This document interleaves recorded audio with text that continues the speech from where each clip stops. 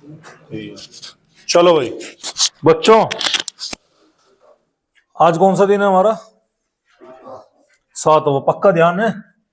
हाँ, हमें देखना है कि हमें कितने दिन लगते हैं टोटल। है 7वां है। हाँ ठीक है, चलो कोई बात नहीं। नहीं, वीडियो के हिसाब से छठा है, ठीक है ना। एक दिन की वीडियो तो नहीं है ना, डे 1 की। चलो भाई, तो डे 7 है और डे 7 पे आज हम बात करने वाले हैं अपनी रिमेनिंग कॉलिगेटिव प्रॉपर्टीज के बारे में। तो कल मैंने आपको एक कॉलिगेटिव प्रॉपर्टी पढ़ाई थी जिसका नाम था एलिवेशन इन बॉइलिंग पॉइंट। क्या नाम था भाई? एलिवेशन इन बॉइलिंग पॉइंट, ठीक है। उसके अलावा relative lowering of vapour pressure था, तो मैं उसकी समरी दे देता हूं। मैंने क्या पढ़ाया था आपको? बताया गया था टीबी इज इक्वल टू क्या था? टीबी माइनस टी नोट भी निकल के आया था, और टीबी इज इक्वल टू क्या था बेटा? एम के भी निकल कर आया था। अब आया था क्या? ठीक है। Where M is equal to क्या था? मोललिटी था, और के भी था आपका मोलल एलिवेशन कांस्टेंट वाटर के लिए, जिसकी वैल्यू कितनी होती है? 0.52। ये मैंने आपको बोला था याद करने के लिए। अरे कोई दिक्कत वाली बात है? उसके अलावा मैंने एक और फ्रैक्शन बताई थी आपको, delta P upon P naught A equal to किसके बराबर था? ये एक्स बी के। ये था हमारा आर एल वीपी। बोलो भाई, यहां तक कहानी समझ में आई कि नहीं आई बात? ठीक है, आर एल वीपी आ रही बात समझ में? तो ये हमने कल अब तक क्या कर लिया था, कल हमने देख लिया। आज हम 3rd नंबर की प्रॉपर्टी के बारे में बात करते हैं, जिसका नाम है बच्चों डिप्रेशन इन फ्रीजिंग पॉइंट। जिसका नाम क्या है? Depression in freezing point. Depression in freezing point का मतलब क्या है? इसका मतलब ये हुआ कि सबसे पहले फ्रीजिंग पॉइंट का मतलब समझिएगा। फ्रीजिंग पॉइंट का मतलब ये है कि जिसमें किसी भी चीज का वेपर प्रेशर उसकी सॉलिड फेज के वेपर प्रेशर के बराबर आ जाए। कह सकता हूं कि vapour pressure of liquid is equal to vapour pressure of solid. यही तो मतलब है भाई। बॉइलिंग पॉइंट का मतलब क्या था? कि चीजों को वेपोराइज करना। हाँ, फ्रीजिंग पॉइंट का मतलब क्या? चीजों को बिल्कुल जमाना। तो जब उस लिक्विड का, पर्टिकुलर लिक्विड का जो वेपर प्रेशर होगा वो सॉलिड के वेपर प्रेशर के बराबर आ जाएगा उस टेम्परेचर पर। कहने का मतलब है कि वो टेम्परेचर जिस पर कोई लिक्विड आपका सॉलिड के अंदर कन्वर्ट हो गया, उसको हम क्या बोलेंगे भाई? उसको बोलेंगे हम फ्रीजिंग पॉइंट के नाम से जानेंगे। समझ में आ रही है आपकी बात यहां तक? अरे ठीक है। तो ये हमने डिप्रेशन एंड फ्रीजिंग पॉइंट वाला फैक्टर यहां पर हम देख रहे हैं, ठीक है। कर तो ली कैमरा करोगे, नमस्ते यार। अंदर घुस तो भी करी, बैठ तो भी करी, ठीक है। चलो खैर, हाँ भाई मैं दोबारा शुरू कर देता हूं, अभी आए हुए कोई बात नहीं। देखो बेटा, कल हमने 2 प्रॉपर्टी पढ़ ली थी। एक पढ़ ली थी एलिवेशन इन बॉइलिंग पॉइंट, और एक पढ़ लिया था हमने वो क्या बोलते हैं, relative lowering of vapour pressure पढ़ लिया था। आपके बॉइलिंग पॉइंट में मैंने ये वाली प्रॉपर्टी आपको बता दी थी। अरे बता दी थी, नहीं बता दी थी? ठीक है। आज हम बात करने वाले हैं डिप्रेशन इन फ्रीजिंग पॉइंट के बारे में। समझ में आ रही बात? तो डिप्रेशन इन फ्रीजिंग पॉइंट में सबसे पहले हमें समझना पड़ेगा फ्रीजिंग पॉइंट क्या बीमारी है। फ्रीजिंग पॉइंट वो टेम्परेचर होता है जिस पर लिक्विड का वेपर प्रेशर किसके बराबर हो जाता हो? सॉलिड के वेपर प्रेशर के बराबर हो जाए, तो उस लिक्विड को, उस चीज को हम क्या बोलेंगे बेटा? उस चीज को हम बोलेंगे अपना फ्रीजिंग पॉइंट के नाम से जाना जाएगा। समझ में आ रही बात? तो कुछ भी डिफर नहीं करना, सारी चीजें सेम है, ठीक है। पूरा का पूरा डेरिवेशन की कोई जरूरत यहां पर नहीं है। कल मैंने इसका डेरिवेशन समझाया था, बस फर्क कितना देखिएगा। ये था आपका टीबी, ये क्या था आपका? सॉल्यूशन का बॉइलिंग पॉइंट। अरे था क्या? ध्यान सुनिएगा। और ये क्या था तुम्हारा? प्योर सॉल्वेंट का बॉइलिंग पॉइंट। कोई दिक्कत वाली बात है? अब देखिएगा, यहां पर टीबी की जगह क्या निकालना है तुम्हें? टीबी की जगह निकालना पड़ेगा डेल्टा टीएफ। यहां पर क्या निकालना आपने?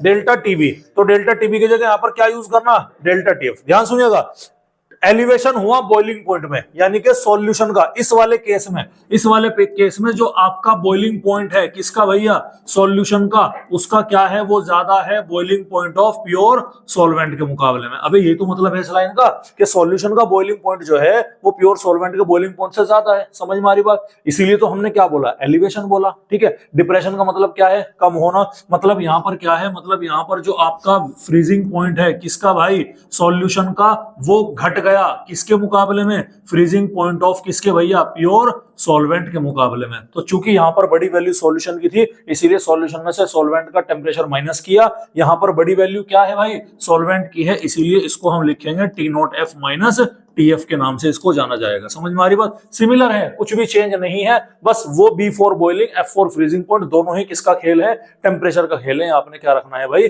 याद रखना, ठीक है। दूसरी चीज, जैसे वहां पर delta TB is equal to क्या था? एम के बी था, तो यहाँ पर डेल्टा टीएफ किसके बराबर आ जाएगा? एम के एफ के बराबर आ जाएगा। दोनों ही चीजें क्या होंगी भाई? सेम होगी, इसमें कोई डिफरेंस वाली बात नहीं है। बोलो भाई, यहां तक समझ में आई? पूरा डेरिवेशन कल इसका आपको मैं करा चुका। समझ में आ रही बात। इसके डेरिवेशन की कोई जरूरत ऐसी है नहीं, ठीक है। तो इसलिए मैंने जरूरत तो इसके डेरिवेशन की भी नहीं थी, जरूरत आपको केवल इन्हीं दो फॉर्मूले की थी, एक इसकी एक इसकी। लेकिन बेटा फिर भी मैंने आपको एक बार पूरा का पूरा डेरिवेशन करा के कल दिखा दिया था, समझा दिया था, वो देखिएगा किस तरह से है, ठीक है। लगभग उसी तरीके से ये है, बस फर्क इतना है कि वहां पर वेपर प्रेशर डालता है, मतलब वेपर प्रेशर क्या हो जाता है यहाँ पर, फिर इसका लिक्विड का सॉलिड के बराबर हो जाएगा, और यहाँ पर लिक्विड का वेपर प्रेशर किसके बराबर हो जाएगा, गैस के बराबर हो जाएगा। बस आपको इतना डिफरेंस याद रखना, बाकी बेटा सारी की सारी कहानी क्या है, सबकी सब कहानी यहाँ पर सेम होने वाली है। अब जो लास्ट इसकी प्रॉपर्टी बचती है बेटा, उस प्रॉपर्टी का नाम है ऑस्मोटिक प्रेशर। क्या नाम है बच्चों उसका, ऑस्मोटिक प्रेशर है, जो कि हमारी लास्ट एंड फाइनल प्रॉपर्टी है। तो इसको हम यहाँ पर ध्यान से देखिएगा। तो ऑस्मोटिक प्रेशर को किससे डिटरमाइन करते हैं भैया, पाई से। किससे डिटरमाइन करेंगे, पाई से। ऑस्मोटिक प्रेशर को अगर आप समझना चाहते हैं तो सबसे पहले ऑस्मोसिस को समझना पड़ेगा। समझ में आ रही बात। ऑस्मोटिक प्रेशर को समझने से पहले क्या समझना पड़ेगा, ऑस्मोसिस समझना पड़ेगा। तो हम पढ़ते हैं ऑस्मोसिस क्या है। अच्छा, कितने बच्चे ऐसे हैं जो ऑस्मोसिस के बारे में जानते हैं, हाथ उठा लेंगे, बताना नहीं है, बस केवल हाथ उठाना है। कितने बच्चे ऐसे हैं क्लास के अंदर, जैसे कि आप 12 सीबीएसई के अंदर अपना बोर्ड का एग्जाम देने वाले हो इस बार, तो कितने बच्चे ऐसे हैं। और ये कोई ऐसा मसला नहीं कि जी बायो वाले बच्चों को नहीं पता है केमिस्ट्री, भाई केमिस्ट्री का भी एसेंशियल पार्ट है ऑस्मोसिस, याद रखिएगा। समझ में आ रही बात। जो बच्चा मैथ्स का है वो सोच रहा कि नहीं उसके सामने भी ऑस्मोसिस आया, अब आ गया ना ऑस्मोसिस, समझ में आ रही बात, नहीं आ रही, ठीक है। बायो में तो है ही है, लेकिन ये केमिस्ट्री में भी बहुत इंपॉर्टेंट रोल होता है। तो कितने बच्चे ऐसे हैं यहाँ पर जो कह रहे हैं कि भैया ऑस्मोसिस हम जानते हैं, हमने नाम सुना है, हम बता सकते हैं कि ऑस्मोसिस क्या है। पूछूंगा नहीं, डोंट वरी अबाउट इट, हाथ उठा लीजिएगा।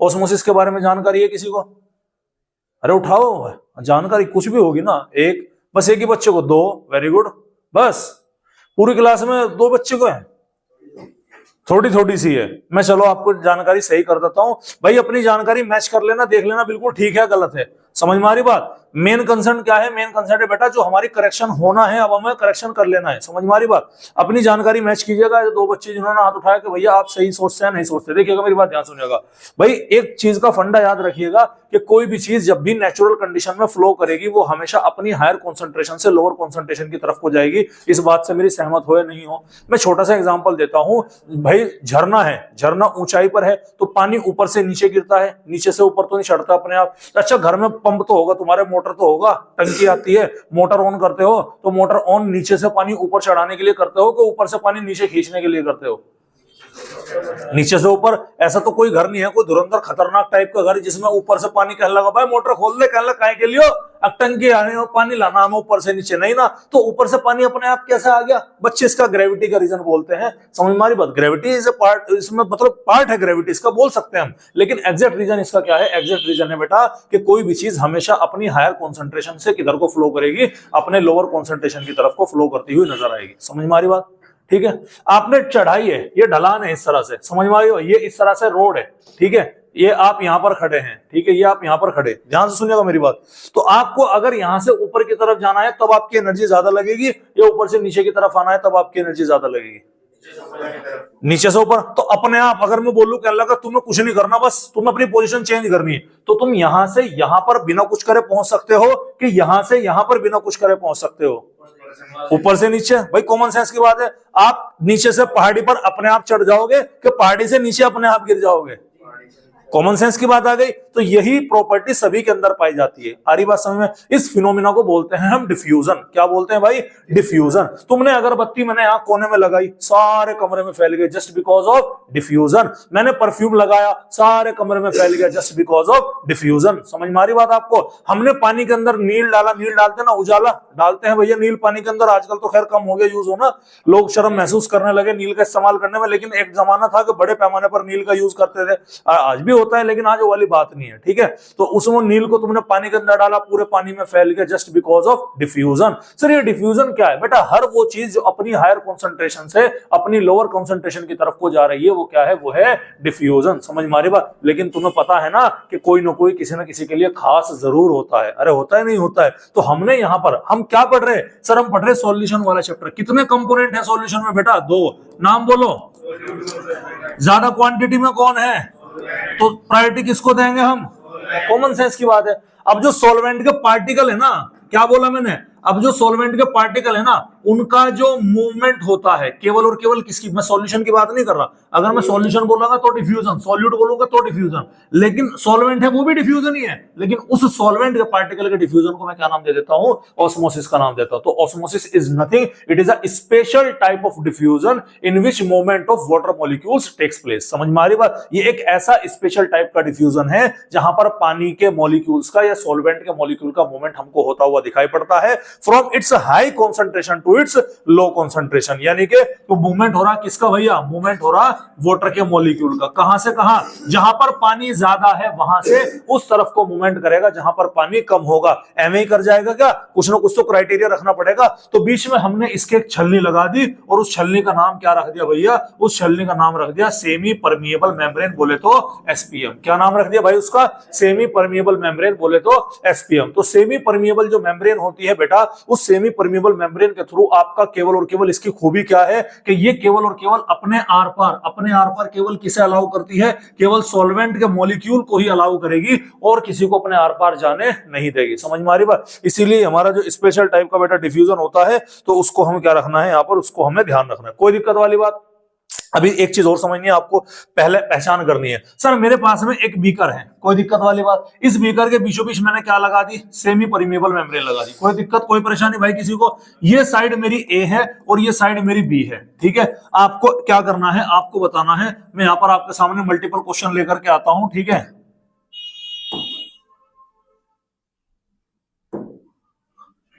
ठीक है, आपको बताना है कि किस कंटेनर में मूवमेंट कहां से कहां पर होगा। ये 1 है, ये 2 है और ये क्या हो गया भाई 3 है। अभी ध्यान सुनिएगा, मैंने यहां पर भी क्या भर दिया सर, यहां पर भी सॉल्यूशन है मेरा, यहां पर भी कुछ भरा, इधर भी कुछ भरा मैंने, इधर भी कुछ भरा, इधर भी कुछ भर दिया मैंने और इधर भी क्या है मैंने कुछ भर दिया। कोई दिक्कत वाली बात है भाई, अरे कोई दिक्कत वाली बात है। चलिए सबसे पहले मैंने बोला, ध्यान सुनिएगा, मैंने इस साइड पर रखा प्योर वाटर, क्या रखा भाई मैंने इस साइड पर प्योर वाटर, ध्यान से देखना, और इस साइड पर रखा मैंने 10% शुगर सॉल्यूशन, ठीक है।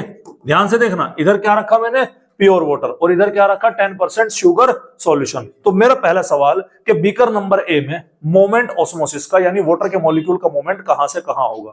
ऑप्शन नंबर है ए से बी की तरफ, ऑप्शन नंबर है बी से ए की तरफ। पहले वो बच्चे हाथ उठा ले जो कह रहे हैं सर पानी का मोमेंट जो है वो बी से ए की तरफ को होगा, वे बच्चे हाथ उठाइएगा। जो कह रहा हो कि सर पानी का मूवमेंट बी से ए की तरफ को होगा, वे बच्चे हाथ उठाइएगा।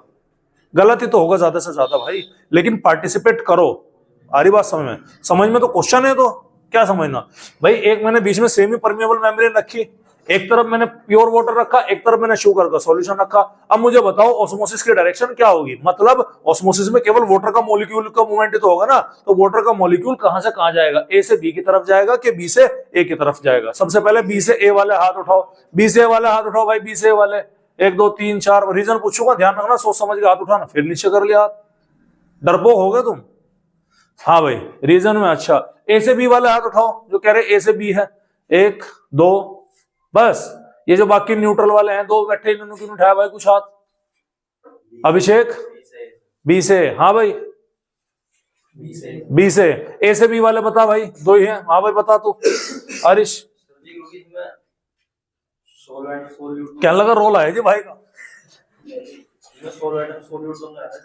किसमें, इसमें तो मूवमेंट इधर से इधर की तरफ होगा। हाँ भाई तू बता बेटे। वेरी गुड, समझ में आई बात, आपने क्या गलती करी, समझे नहीं समझे भाई। कंसंट्रेशन चेक करनी है, क्या चेक करनी है, कंसंट्रेशन। तो मूवमेंट कहां से कहां होगा, हायर से लो कंसंट्रेशन की तरफ को, समझ में आ रही बात। तो इस कंटेनर में मूवमेंट कहां से कहां होने वाला है, बी से, फिर बी से बोल रहे, अरे ऐसे भी होगा नहीं होगा, अरे भाई अब तो मैंने प्रूफ भी कर दिया। हाँ बेटे कुछ कुछ कहना चाह रहे तुम, बताओ बताओ, मुझे लग रहा है लड़कियां कुछ कहना चाह रही, बोलो। हाँ तो उससे क्या, ये बात समझे नहीं समझे, ये जो गलती तुमने की ना ये बहुत कॉमन गलती है। पॉइंट ध्यान से पढ़ो, मैंने डेफिनेशन में क्या बोला कि मूवमेंट ऑफ वाटर कहां है भैया, मूवमेंट किसका है, पानी का, अपनी हायर कॉन्सेंट्रेशन से, दूसरे से कोई मतलब नहीं है। तू अपने नंबर देखो, मैं अपने नंबर देखूंगा, अपनी प्रिपरेशन देखूंगा। भाई तुम्हारे कितने नंबर आए, पापा शर्मा जी के लड़के के जो है 22 नंबर आए 100 में से। अबे तेरे कितना है? क्या लगा पापा डॉक्टर साहब का लड़का है, उसके जो है 18 है। क्या लगा भाई तेरे कितना है? क्या लगा पापा हमारे यहाँ कर्नल साहब है नहीं, उनका लड़का है, उसको तो 7 ही नंबर है। अबे तेरे कितना है? क्या लगा जब कर्नल के लौंडे के नंबर नहीं आए, शर्मा जी के लड़के के नंबर नहीं आए, डॉक्टर के लड़के के नंबर नहीं आए, तो आप तो सब्जी बेचने वाले हो, आपके लड़के के कैसे आ सकते थे? समझ में आ रही बात? तो भाई समझो इस चीज के बारे में। बेटा मेरे कहने का मतलब क्या, प्योर वाटर का मतलब क्या है कि मतलब यहां पर 100% क्या है भाई, पानी तो है।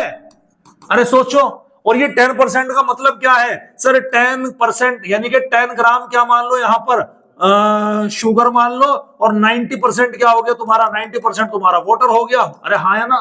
तो पानी किधर ज्यादा हुआ? इधर। तो मूवमेंट कहां से कहां होगा? बी से ए की तरफ को। बोलो भाई समझ में आ रही कि नहीं आ रही बात? अरे पॉइंट क्लियर है भाई? अगला क्वेश्चन करेंगे। चलिए, इस बार मैंने बोला कि ये मेरा है 5% शुगर का सॉल्यूशन, ठीक है, और ये मैंने बोला 10% NaCl का सॉल्यूशन। बताओ मूवमेंट किधर से किधर होगा? ए से बी की तरफ को कि बी से ए की तरफ को? ए से बी वाले हाथ उठाओ। गलती तो होगा, ज्यादा टेंशन नहीं लेनी। मुझे वो बच्चा बिल्कुल बेकार लगता है जो ये कहते हैं कि मैं रीजन पूछूंगा एकदम हाथ नीचे कर ले। गधे हैं एक नंबर के वे लड़के। ध्यान से सुन लो मेरी बात। तुम डर रहे, सीखने के लिए आ रहे, तुम कोई धुरंधर नहीं हो। अगर तुम धुरंधर होते तो क्रैश कोर्स में ना बैठते। और मैंने पहले कहा था कि मैं क्रैश कोर्स 0 मान के चल रहा। आ रही है समझ? बताओ ए से बी की तरफ बोलो भाई जल्दी। कौन कौन है ए से बी वाले? हाथ उठाओ। ए से बी वाले। ठेकेदार बता क्या रीजन है ए से बी का? क्या लगा मास्टर ने मुझे बरगल आके मेरे से हाथ उठवाया, हमको परेशान किया गया, हमको टॉर्चर किया गया। हाँ भाई ठेकेदार बता भाई ए से बी कैसे? अरे बोल भाई, इतना टाइम नहीं है यार। ए से बी कैसे? जो लॉजिक तूने यहां सोचा वही सोच, एज इट इज वही लॉजिक सोचो। समझ में आ रही बात? बता अब कैसे? ठेकेदार खड़ा हो जा पहले तो, चल खड़ा हो जा, शाबाश खड़ा हो जा। हाँ अब बता कैसे? ए से बी जा रहा ना?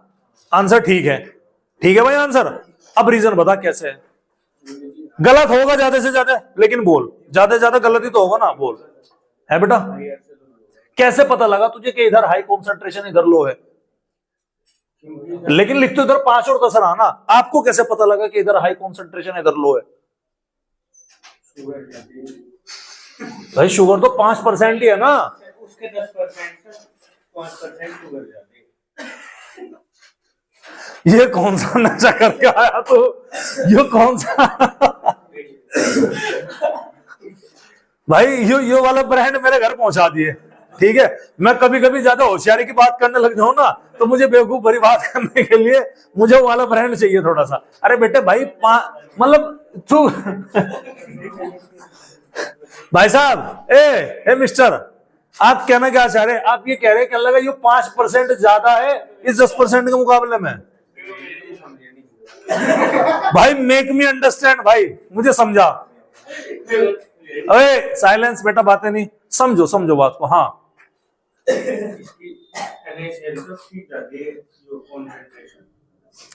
किस चीज की? क्या देख यू बोल ठीक रहा, लेकिन गलत तरीके से। इसने बोला कि NaCl वाले सॉल्यूशन के मुकाबले में शुगर वाले सॉल्यूशन में पानी की कंसंट्रेशन ज्यादा है, ये बोलना चाह रहा है बच्चा। समझ मारी बात आपको? तो ये है। अब देखो 10% का मतलब क्या है कि 10 पार्ट किसके हैं? NaCl के, और 90 पार्ट किसके? वाटर के। और 5% का मतलब क्या है? 95 पार्ट किसके हैं? वाटर के। तो पानी इधर ज्यादा, इधर क्या हुआ? कम हुआ। तो मोमेंट कहां से कहां हुआ भैया? मोमेंट हुआ ए से बी की तरफ। ठीक है भैया। अगला सवाल, अगला सवाल है भैया 5% NaCl और 5% आपका शुगर। बताओ मोमेंट अब किधर से किधर होगा? What do you mean by equilibrium? मतलब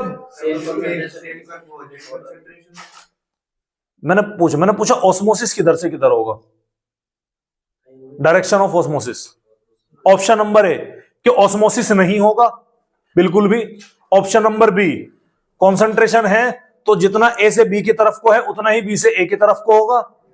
ऑप्शन नंबर सी चल प्रभु, अब मुझे कह रहे तुम चल प्रभु है। ऑप्शन नंबर डी हम नहीं बता रहे, बताओ। डी कौन है डी वाला? वो मेरा लठास्त्र कहाँ है? मेरा डंडा, अब मेरा फावला का पिंडा कहाँ गया भाई?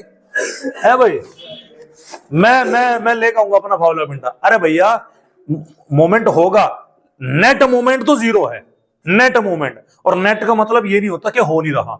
तो अगर मैं आपसे पूछूं कि यहाँ पे मोमेंट नहीं, मोमेंट है, जितना ए से बी की तरफ को है उतना ही क्या है बी से ए की तरफ को, यही इक्विलिब्रियम होता है। भाई ठेकेदार बैठ जा, खड़ा क्यों भाई?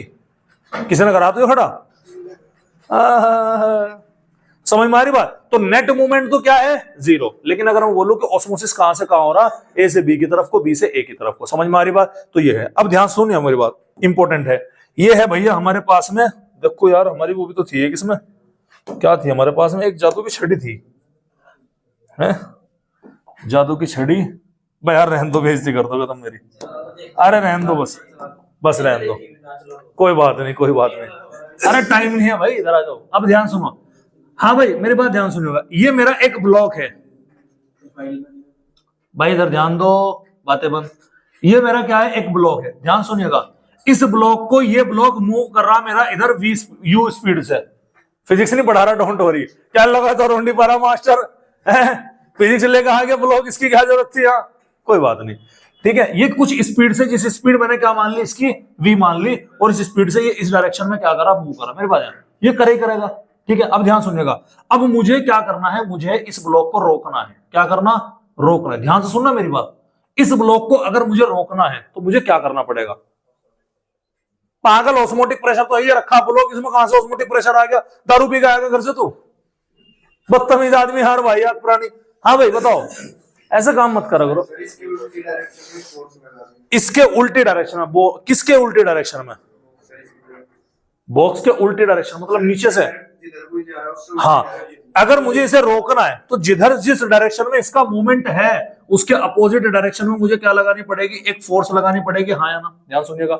अगर मुझे जस्ट रोकना है, अच्छा ये इधर लग रहा है, ये मान लो इधर F1 फोर्स से जा रहा, मतलब इधर से F1 फोर्स लग रहा है जिसकी वजह से V1 वेलोसिटी आ रही है इसकी, और इधर क्या है भैया? F2 फोर्स है। मुझे ये रोकना है, ये ब्लॉक रोकना है, तो F1 और F2 में क्या रिलेशन होना चाहिए? इक्वल होने चाहिए। यानी कि अगर मेरा F1 बराबर F2 के है, तब ये ब्लॉक क्या हो जाएगा? जस्ट रुक जाएगा, जस्ट रुक जाएगा। बोलो भाई हाँ या ना? हंस रहे? अरे रुक जाएगा, नहीं रुक जाएगा। क्या हो अगर मैं F1 बड़ा है F2 से, क्या होगा? रुकने का नहीं। अगर F2 is greater than F1 क्या होगा? समझ मारी बात? अब सेम कहानी यहां से समझो, ध्यान सुनिएगा।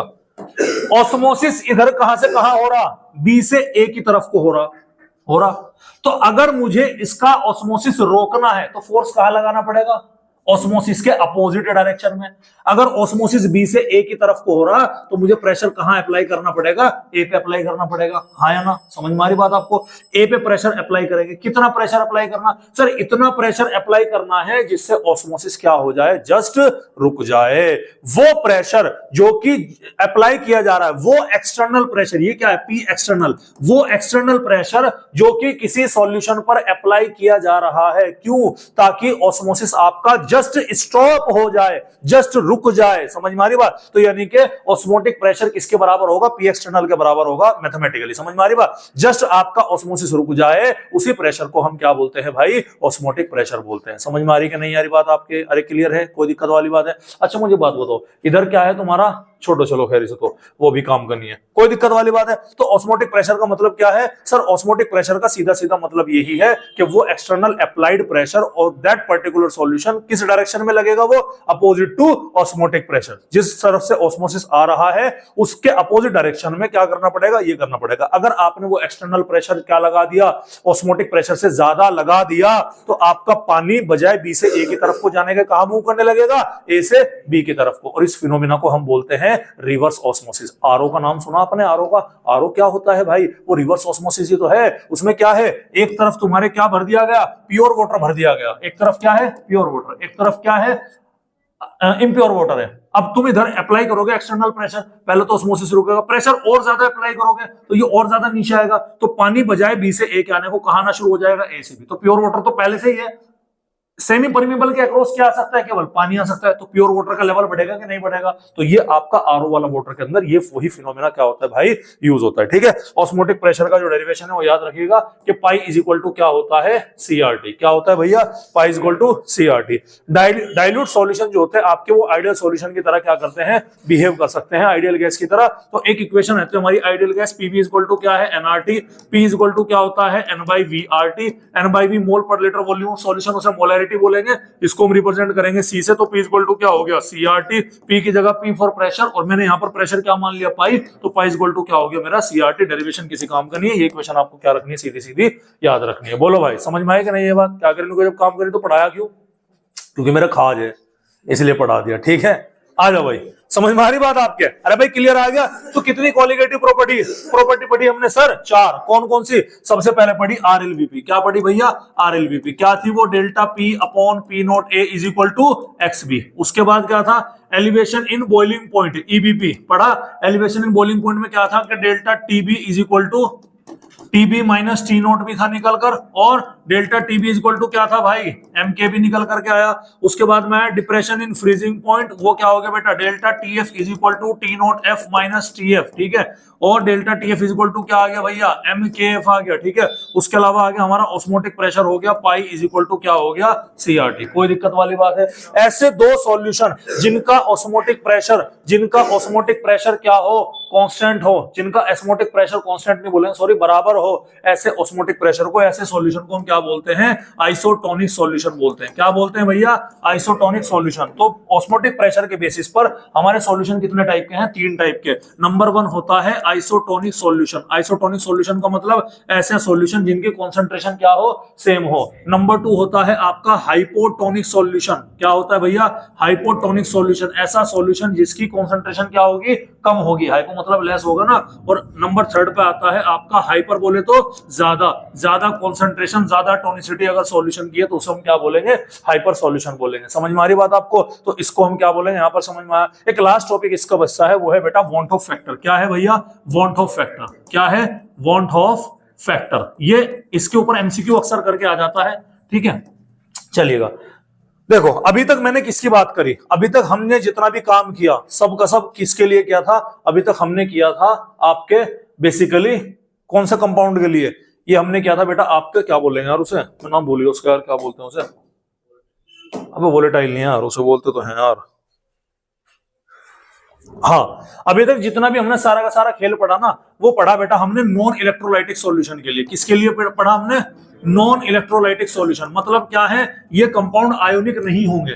समझ में आ रही बात, ये कंपाउंड क्या नहीं होते, आयोनिक नहीं होते। लेकिन कुछ कंपाउंड जैसे कि हमारा क्या हुआ, NaCl, जैसे कि हमारा क्या हुआ, जैसे कि हमारा NaCl हो गया। समझ में आ रही बात, NaCl हुआ, जितने भी आपके आयनिक कंपाउंड होते हैं इनकी मैं बात कर रहा हूं। जैसे कि आपका Na2SO4 हो गया, जैसे कि आपका MgSO4 हो गया। समझ में आ रही बात, जैसे कि आपका K2SO4 हो गया, जैसे कि आपका एल्यूमिनियम सल्फेट हो गया, 8L2SO4 होल थ्राइस। समझ में आ रही बात, ये कंपाउंड क्या है भैया, हमारे ये कंपाउंड होते हैं आयोनिक। क्या होते हैं, आयोनिक। अब ध्यान सुनिएगा, तो जैसे ही आयोनिक कंपाउंड तुम लोगे तो कॉलिगेटिव प्रॉपर्टी क्या हो जाती है, कॉलिगेटिव प्रॉपर्टी बेटा चेंज हो जाती है। क्यों हो जाती है सर, कॉलिगेटिव प्रॉपर्टी डिपेंड किसके ऊपर करती है, डिपेंड करती है क्वांटिटी ऑफ सॉल्यूट के ऊपर। अभी ध्यान से सुनिएगा, डिपेंड करती है क्वांटिटी ऑफ सॉल्यूट के ऊपर। तो फिर चेंज कैसे हुई वो मैं आपको बता रहा हूं, ध्यान सुनिएगा। देखो मेरे पास में क्या था, यूरिया, क्या है, शुगर मान लो, C6H12O6। इसको मैंने कहां डाला, पानी के अंदर डाला। ध्यान सुनिएगा, तो ये शुगर नहीं टूटेगी पानी के अंदर जाके। क्यों नहीं टूटने की, क्योंकि ये नॉन आयनिक है। समझ में आ रही बात। तो जितनी कॉन्सेंट्रेशन बिफोर डाइल्यूजन थी वही सेम क्वांटिटी शुगर की क्या रहेगी, आफ्टर डाइल्यूजन भी रहेगी। हाँ है ना। तो क्वांटिटी चेंज नहीं हो रही है, सॉल्यूट है ना शुगर, इसीलिए इसको हम क्या बोलेंगे, इसीलिए हम बोलेंगे कि ये हमारे नॉर्मल कंडीशन है। दिक्कत कहां है, अगर हमने गलती से भी इसकी जगह पर क्या ले लिया भाई, NaCl ले लिया। क्या ले लिया, NaCl तुमने जैसे पानी के अंदर डाला तो ये टूटेगा Na positive plus Cl negative के अंदर। हाँ या ना, डाला तुमने केवल 1 मोल, मिला कितने तुम्हें, 2 मोल। तो क्वांटिटी बढ़ी, अरे क्वांटिटी बढ़ेगी तो कॉलिगेटिव प्रॉपर्टी भी क्या होगी भाई, चेंज होगी। समझ में आ रही बात। और वो कितना चेंज होगी, इसको डिनोट करने के लिए एक फैक्टर दिया था वॉन हॉफ ने, जिसका नाम क्या था, जिसका नाम था वॉन हॉफ फैक्टर। और जिसको हम डिनोट किससे करते हैं भाई, आई से करते हैं। तो आई से निकालने का तरीका क्या है, molecular weight divided by formula wait. Molecular weight जो एक्चुअल तुम समझ रहे हो, समझ में आ रही बात? जो एक्चुअल क्या है तुम समझ रहे हो, और फॉर्मूला वेट जो रियलिटी में वहां पर मौजूद है, यानी कि इसको हम बोलते हैं normal molar mass. Normal molar mass upon में क्या आ गया भैया हमारा एबनॉर्मल मोलर मास। समझ में आ रही बात? अब इसका मतलब समझिएगा, एबनॉर्मल मोलर मास, अगर ऊपर का भी नॉर्मल है नीचे का भी नॉर्मल है तो वैल्यू आई की कितनी हो जाएगी? 1। कॉमन सेंस की बात है। तो यही तो 1 ऑन इलेक्ट्रोलाइट के अंदर। सर शुरू में भी नॉर्मल मोलर मास इतना ही था, बाद में भी क्या रहा? इतना ही रहा। तो नॉर्मल एबनॉर्मल यानी पहले भी और बाद में भी दोनों क्या रहा? सेम रहा।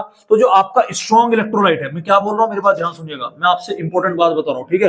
दो तरह की चीजें हैं। तो एक तो है आपका नॉन इलेक्ट्रोलाइट। क्या है नॉन इलेक्ट्रोलाइट? के बारे में तो हम आई की बात कर ही नहीं सकते, अरे कर तो नहीं सकते ना, ठीक है? ये तो है, इसमें तो आई की बात नहीं करेंगे। लेकिन अगर हमारा इलेक्ट्रोलाइट है कैसा, दो तरह का मैं मान लेता हूं आपका, क्या है भैया इलेक्ट्रोलाइट? दो तरह का, एक कैसा है, एक है स्ट्रॉन्ग। क्या है भैया? स्ट्रॉन्ग। और एक हो गया आपका वीक। तो स्ट्रॉन्ग इलेक्ट्रोलाइट के लिए आपके एक टर्म होती है अल्फा। अल्फा बोलते हैं डिग्री ऑफ डिसोसिएशन, कितना टूटेगा। स्ट्रॉन्ग इलेक्ट्रोलाइट का मतलब वो है जो 100% टूट जाएगा। भाई तुमने NaCl डाला, जितना तुम NaCl डालोगे उतना का उतना टूट जाएगा, लेकिन अगर तुम एसिटिक एसिड डालोगे तो सारा नहीं टूटता, मुश्किल से मुश्किल 5 से 10% ही टूटता है। समझ में आ रही बात? तो मैं क्या बोल रहा हूं यहाँ पर, स्ट्रॉन्ग इलेक्ट्रोलाइट के लिए जो अल्फा होगा, अल्फा माना जाता है 100%, और इसके लिए आई की वैल्यू क्या होगी? 1। बताओ अल्फा का 100% तुमने कैसे यूज किया होगा ताकि आई की वैल्यू बना जाए? 100/100 इस्तेमाल किया होगा, सिंपल सा फंडा है। तो ये सेम फंडा है। और मान लो कहीं पर मैंने बोला कि 80% डिसोसिएशन है, तब आई की वैल्यू, अल्फा की वैल्यू कितनी रखोगे? अल्फा की वैल्यू रखोगे 80/100, बोले तो 0.8। समझ में आ रही बात? मैंने बोला कहीं पर यहाँ पर भैया क्या है 40/100 रखोगे तो अल्फा की वैल्यू कितनी हो गई? 0.4। समझ रहे नहीं समझ रहे? मैंने बोला कि यहाँ पर अल्फा की वैल्यू भाई मैक्सिमम 100% डिसोसिएशन हो सकता है स्ट्रॉन्ग इलेक्ट्रोलाइट का लिए, और उसके लिए आई की वैल्यू क्या रखेंगे? 1 रखेंगे, और अल्फा की वैल्यू आपके क्या होगा? वो 100% डिसोसिएशन है। लेकिन अगर आपका इलेक्ट्रोलाइट वीक है तो या तो वो क्या कर जाएगा? एसोसिएट हो जाएगा। क्या हो जाएगा भैया? एसोसिएट, यानी कि दो मिलके एक बना लेंगे। समझ में आ रही बात? या क्या हो जाएगा? वो डिसोसिएट हो जाएगा। एक मिलकर क्या बना लेंगे?